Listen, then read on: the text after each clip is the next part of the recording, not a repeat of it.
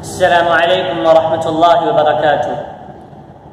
ہمارے چینل کے ناظرین اور سامعین، اللہ کی خاص توفیق اور اس کی مہربانی سے اللہ تعالیٰ نے پھر توفیق دی، پھر ہم حاضر ہوئے ہیں۔ آج ہم جس ٹاپک پر بات کریں گے وہ ٹاپک ہے اللہ کے رسول صلی اللہ علیہ وسلم کے قریب سب سے زیادہ کون شخص ہوں گے، وہ کیا عمل کرتے ہوں گے۔ آئیے ہم حدیث نبی صلی اللہ علیہ وسلم سنتے ہیں۔ آج ہر شخص چاہتا ہے میں اور آپ، اور اللہ پاک ہماری اس امید کو مرتے دم تک قائم رکھے کہ اللہ کے رسول صلی اللہ علیہ وسلم کا کل قیامت کے دن ہمیں ساتھ نصیب ہو، اور اس کے لیے یہ عمل کرنا ضروری ہے۔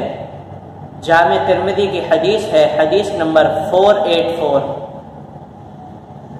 عن عبد الله بن مسعود رضي الله عنه أن رسول الله صلى الله عليه وسلم قال: إن أولى الناس بي يوم القيامة أكثرهم علي صلاة۔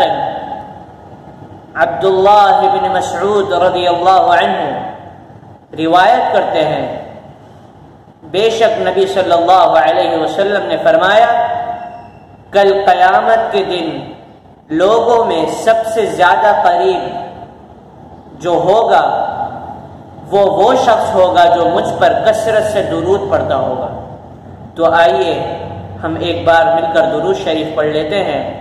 اللہم صلی علی محمد وعلی آل محمد کما صلیت علی ابراہیم وعلی آل ابراہیم انک حمید مجید۔ اللهم بارك على محمد وعلى آل محمد كما باركت على إبراهيم وعلى آل إبراهيم إنك حميد مجيد۔ اور امید ہے کہ آپ سب سن کر کثرت سے اپنی زندگی میں درود شریف پڑھیں گے، اور درود شریف پڑھنے کو اپنی زندگی کی سعادت سمجھیے اور اپنا معمول بنائیے۔ اللہ کے رسول صلی اللہ علیہ وسلم نے فرمایا، جو شخص کثرت سے مجھ پر درود پڑھے گا کل قیامت کے دن وہ سب سے زیادہ میرے قریب ہوگا۔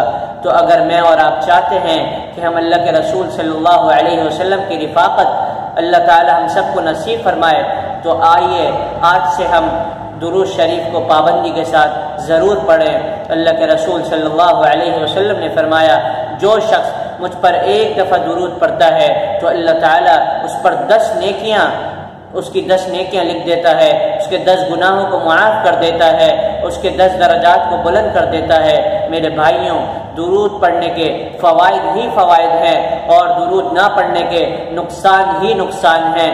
جو شخص اپنی زندگی میں سعادت سمجھتا ہے درود پڑھنے کو، وہ کامیاب ہوتا ہے، اور جو شخص درود پڑھنے کو سعادت نہیں سمجھتا وہ ہمیشہ ناکام ہی رہتا ہے، اور اس کی زندگی میں تکلیفیں آتی ہیں۔ میرے بھائیوں، آئیے آج سے ہم اپنی زندگی کا معمول بنائیں درود شریف پڑھنے کو۔ اللہ تعالیٰ سے دعا ہے اللہ تعالیٰ ہم سب کو اپنے نبی صلی اللہ علیہ وسلم پر کثرت سے اخلاص نیت سے درود پڑھنے کی توفیق عطا فرمائے، اور کل قیامت کے دن جب میدان حشر ہو آپ صلی اللہ علیہ وسلم کی رفاقت نصیب فرمائے۔ السلام علیکم ورحمۃ اللہ وبرکاتہ۔